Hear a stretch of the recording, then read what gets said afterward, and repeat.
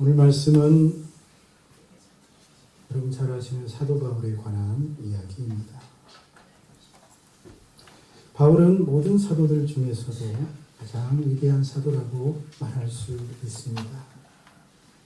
오늘 말씀에도 나타나지만 그는 누구보다도 큰 은혜를 입었던 사람입니다. 바울은 큰 계시를 보았습니다. 그 계시의 내용이 무엇인지 우리가 알 수는 없지만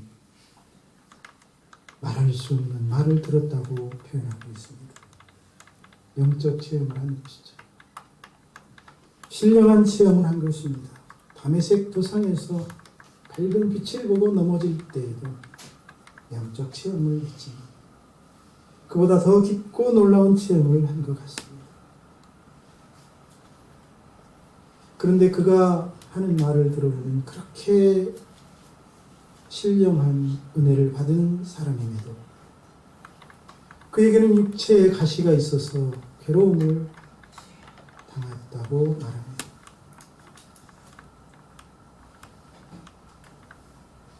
우리가 이 가시가 무엇인지 알 수 없습니다.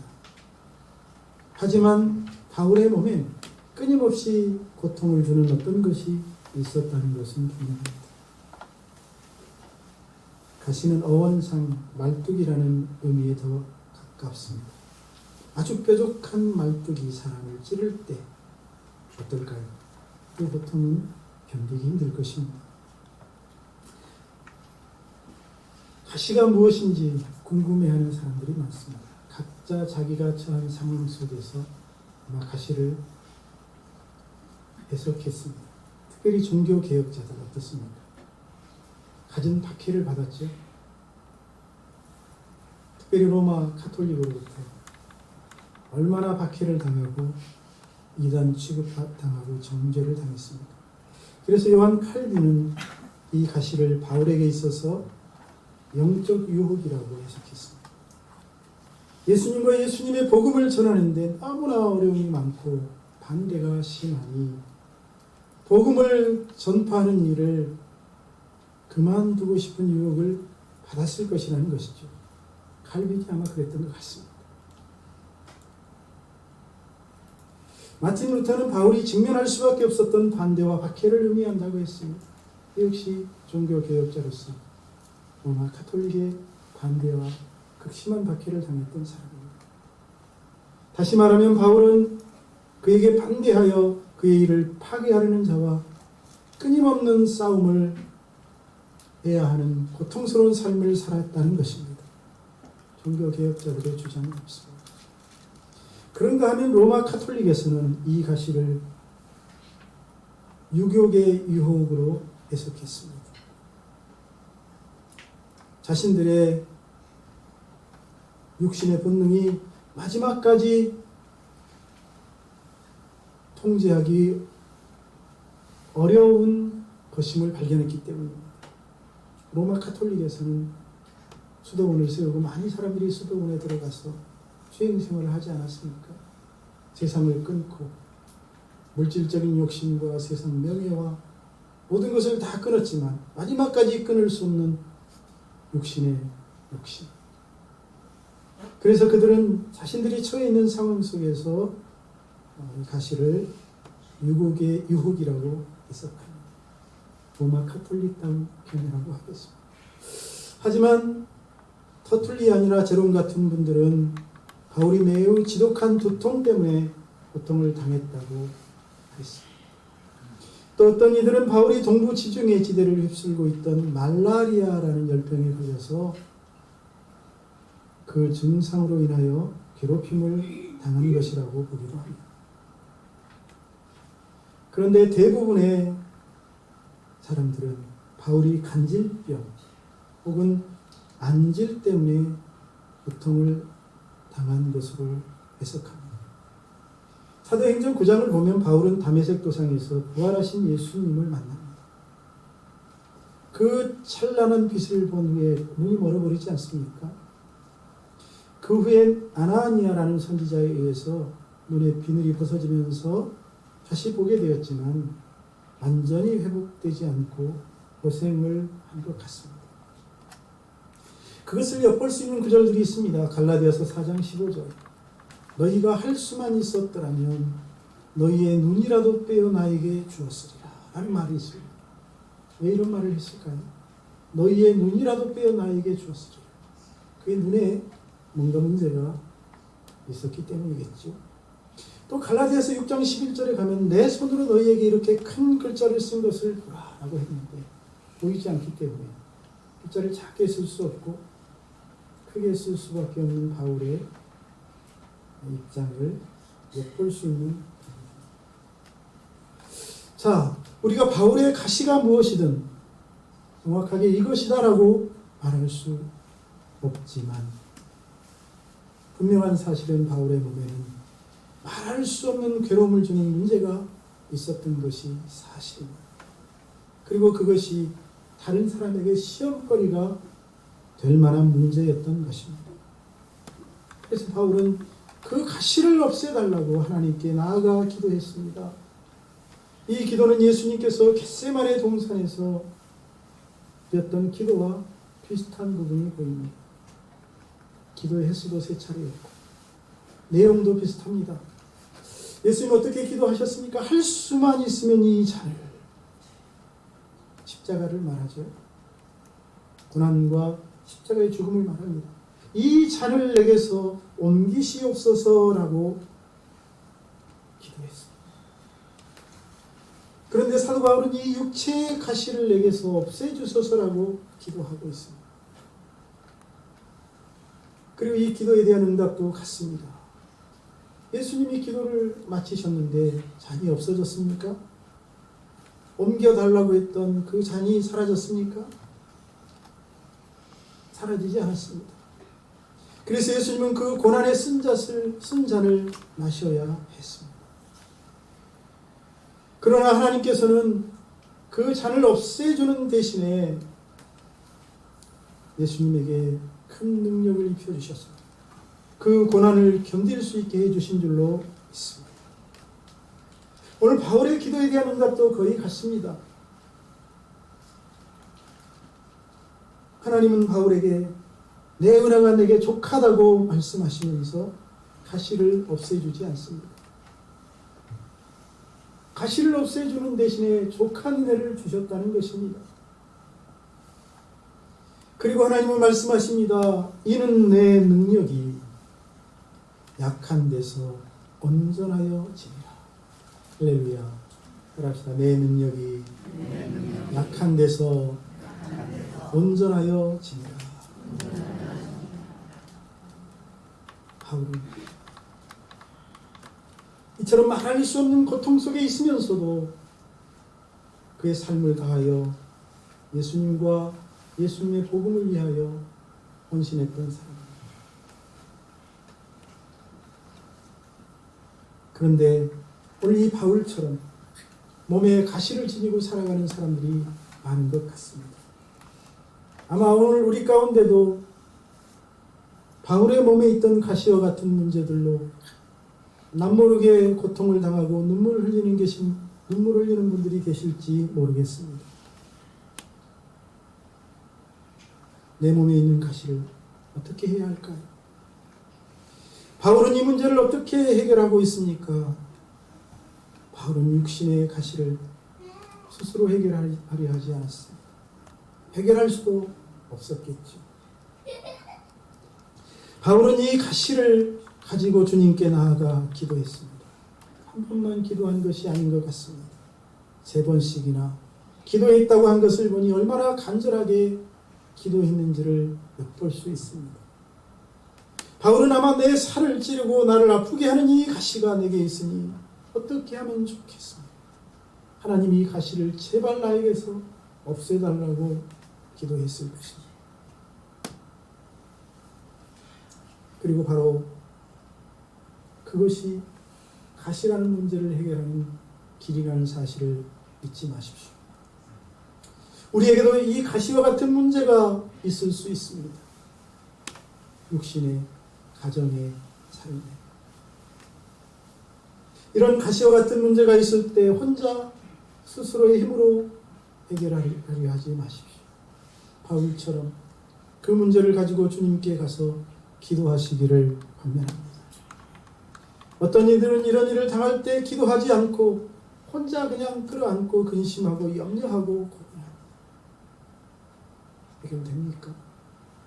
점점 더 어려움에 몰립니다. 그래서 삶을 비관하고 몸은 몸대로 약해지고 이런 일대로 안 되고 큰 고통을 당하게 되는 것을 볼 때가 많습니다. 그리고 그렇게 근심하고 걱정하게 되면 그것 때문에 몸에 생각지 않은 병이 생겨날 수도 있고 더 큰 실패를 좌절을 맛볼 수도 있습니다. 그리고 그것이 더 심해지면 정신의 이상이 생기고 심지어는 극도의 영세주의에 빠져서 삶을 비관하고 결국 자살로 생을 마감하는 불행한 인생도 많습니다. 우리는 그 길을 걸어서는 안 됩니다.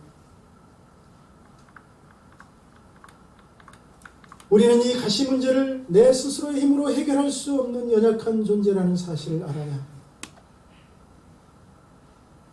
그래서 가시 때문에 주저앉아 원망하지 말고 그 가시를 가지고 주님 앞에 나아가 기도하는 것이 지혜로운 성도인 줄로 믿습니다. 어떤 이들은 그렇게 주님 앞에 가지고 나가서 기도하지 못하고 주저앉아 원망합니다. 반항합니다. 왜 다른 사람들에게는 이런 일이 없는데 나에게만 이런 고통이 있느냐며, 왜 나에게만 이런 슬픔이 찾아오냐며, 왜 하필 나에게만 이런 괴로운 일들이 생겨나냐며 사람을 원망하고 사회를 원망하고 심지어는 그의 인생길을 인도하시는 하나님을 원망하기도 합니다. 이런 모습은 올바른 그리스도인의 모습이 아닙니다. 이런 사람들은 결코 자포자기하게 되고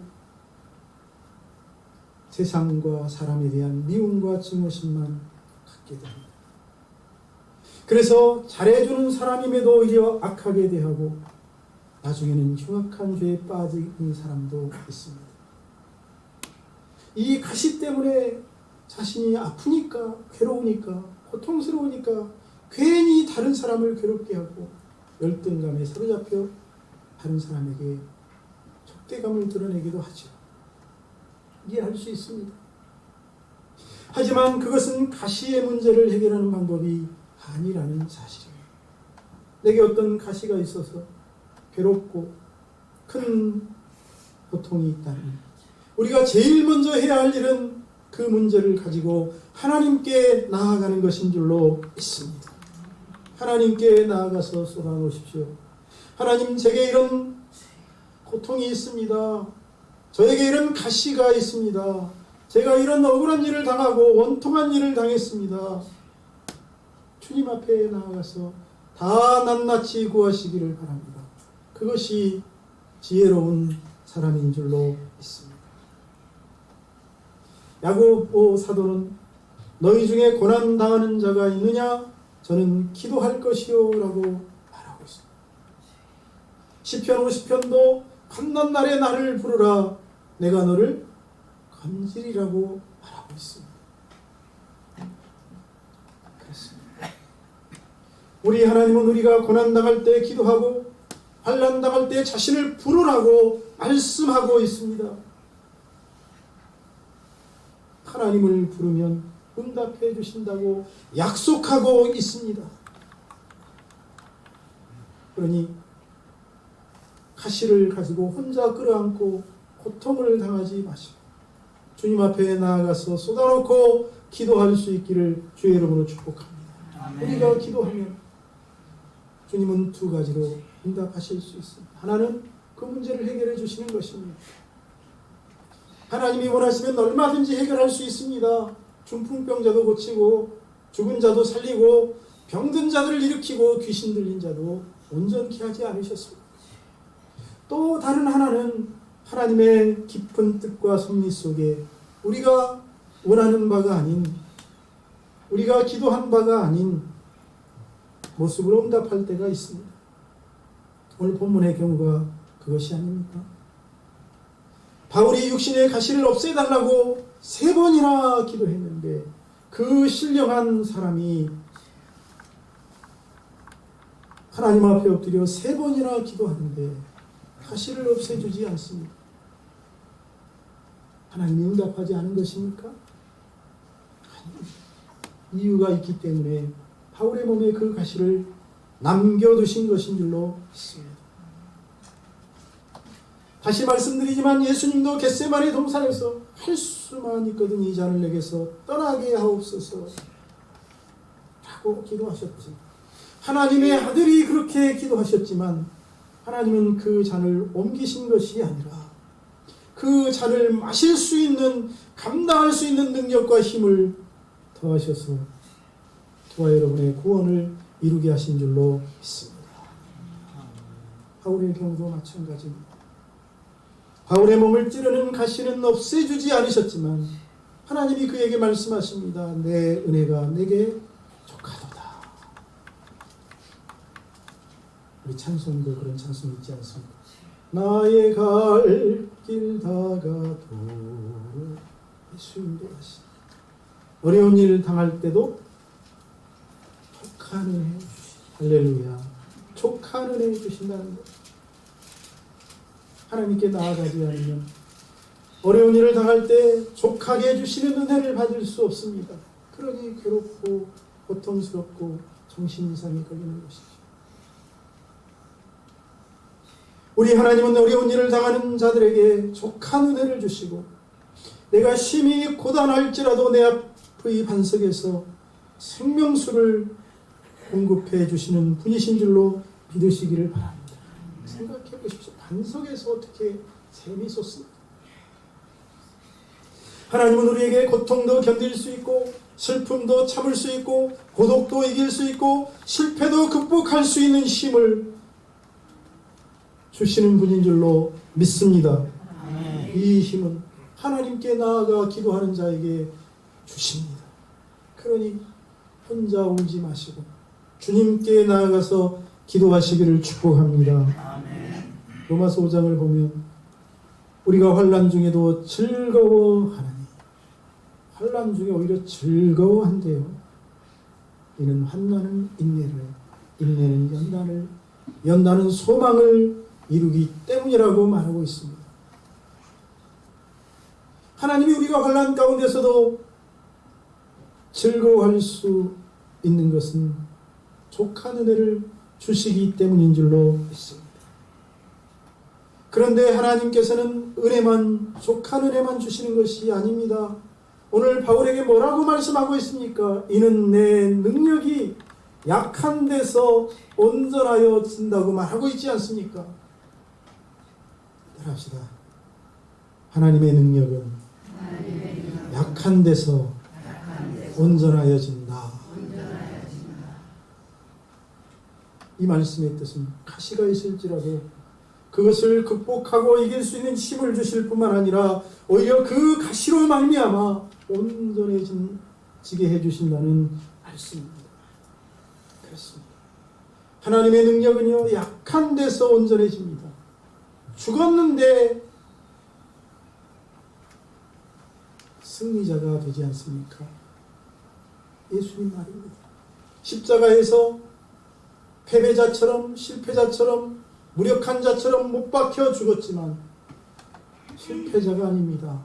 그 순간이 승리의 순간이요, 그 순간이 마귀의 권세를 짓밟고 승리하는 승리의 현장인 줄로 믿습니다.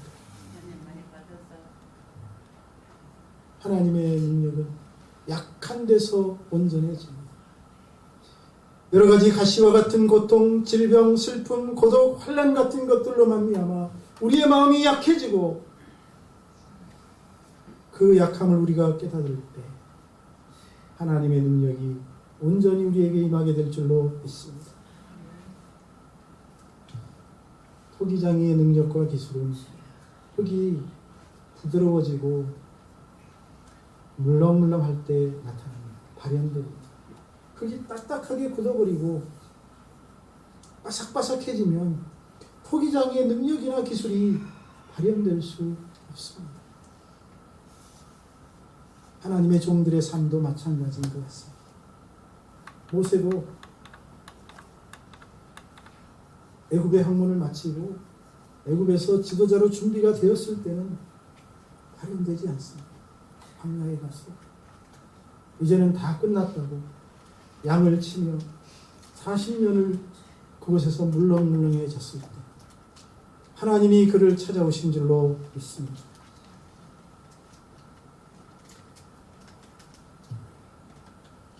육체의 가시로 말미암아 우리의 심령이 상처 입을 때, 상한 갈대처럼 꺼져가는 등불처럼 곧 꺼질 것처럼 약해질 때, 그때가 주님의 큰 능력을 힘입는 때인 줄로 믿습니다.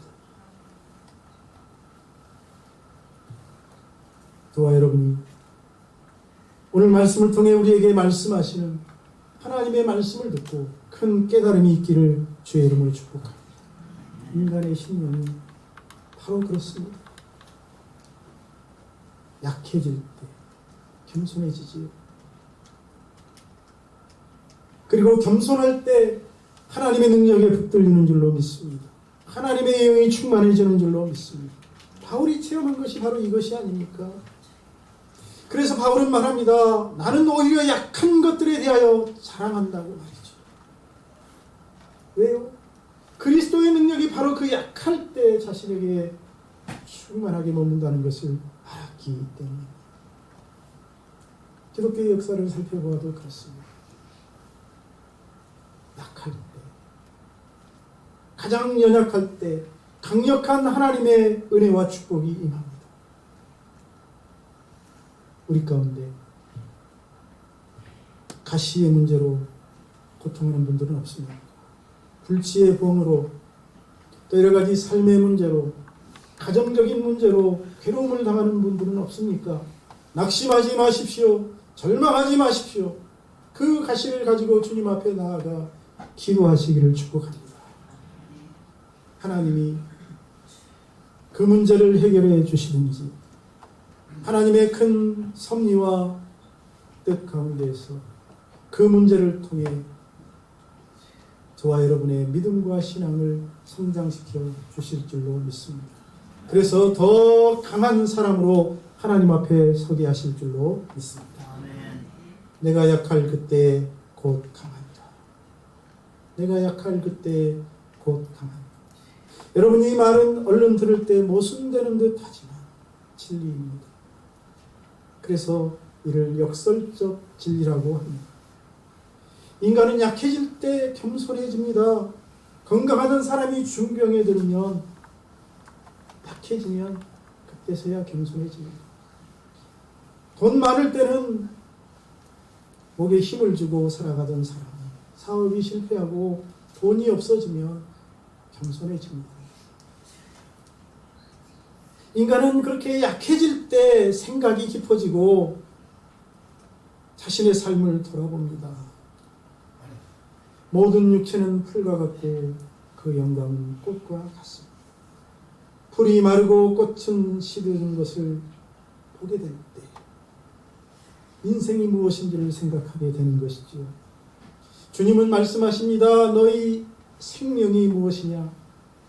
잠깐 보이다가 없어지는 안개라고 말씀하고 있습니다. 사업에 실패하여 모든 것이 없어질 때, 그때서야 내 것이라고 생각했던 그것이 내 것이 아니라 하나님의 것임을 깨닫게 됩니다. 세상에서 믿었던 모든 것들이 끊어지고 의지할 곳이 없을 때, 그때서야 내가 믿을 것은, 의지할 것은 그것이 아니라 살아계신 하나님임을 깨닫게 되는 것입니다. 그래서 인간의 끝은 하나님의 은혜의 시작인 줄로 믿습니다. 인간의 밑바닥은 하나님을 만나는 축복의 장소인 줄로 믿습니다. 약할 그때 하나님을 믿고 의지하게 되며 새 소망과 새 힘을 얻게 되기 때문입니다. 사랑하는 여러분, 약할 때 하나님을 찾지 않는 사람은 미련한 사람입니다. 불행한 인생입니다. 약할 때 하나님께 나오지 못하는 사람은 희망이 없는 사람입니다.